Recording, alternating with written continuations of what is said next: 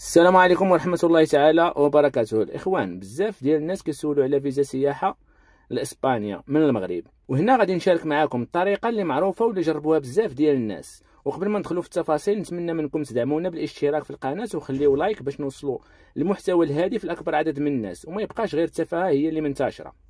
دابا نرجعوا لموضوعنا. أي واحد بغى يدفع خاصو يدوز عبر مراكز BLS اسباني واللي كاينين في الدار البيضاء والرباط ومراكش.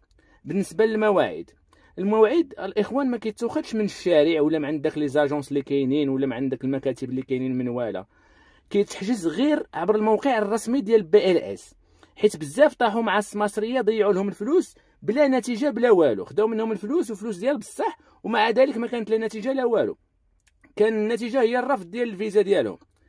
من بعد الاخوان، الملف خاصو يكون مرتب ومكمول، حيت اي ورقه ناقصه تقدر تجر عليك الرفض، او تقدر يكون الرفض ديال الفيزا ديالك وما يقبلوهالكش. غادي تحتاج الاستماره معمره وممضيه، وجوج ديال التصاور بحال ديال الباسبور، وكذلك الباسبور يكون صالح على الاقل تكون فيه مازال 3 شهور، وجوج ديال النسخ كذلك ديال الباسبور. والتامين الاخوان، ركزوا عليا في هذه النقطه مزيان، التامين ديال السفر خصو يكون كيغطي على الاقل 30,000 اورو، ويكون ما عند شي اجونس ولا عند شي مكتب اللي هو معروف، ماشي داك منواله ولا المكاتب العاديه.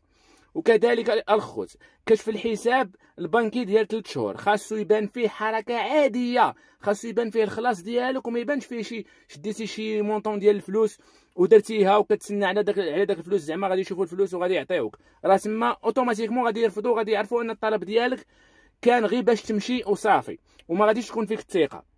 وزيد على هذا الشيء الاخوان، شهاده ديال العمل يكون مبين فيها حتى الصالير ديالك شحال كتشد، وكذلك الا ما كانش عندك شهاده العمل مثلا يكون عندك شهاده مدرسيه فاش كتقرا. وزيد على هذا الشيء حتى الاوراق ديال الحاله العائليه او الحاله المدنيه الا كانوا عندك الولاد. وبالاضافه لهذا الشيء كاين حتى بطاقه التعريف الوطنيه، وهذا الشيء كامل خصها تكون عندك النسخه ديالو. اذا كانت عندك شي دار او شي ملك، حتى شهاده الملكيه ممكن تنفعك في الدوسي. ونهار الموعد الاخوان، نهار الموعد كتمشي للمركز وكتخلص 80 اورو ديال الفيزا، وزيد عليها حوالي تقريبا شي 200 درهم ديال الخدمه ديال هاد BLS اللي كتقوم بهذا التنسيق ما بينك وما بين القنصليه. تما غادي ياخذوا لك البصمات والصوره الاخوان في البلاصه فين غتمشيو تدفعوا، ومن بعد فاش كتدفع كلشي كيعطيوك واحد التوصيل باش حتى كتابع الملف ديالك عبر الانترنت عن بعد، حتى من دارك كتدخل كتشوف كيفاش غاديه الامور.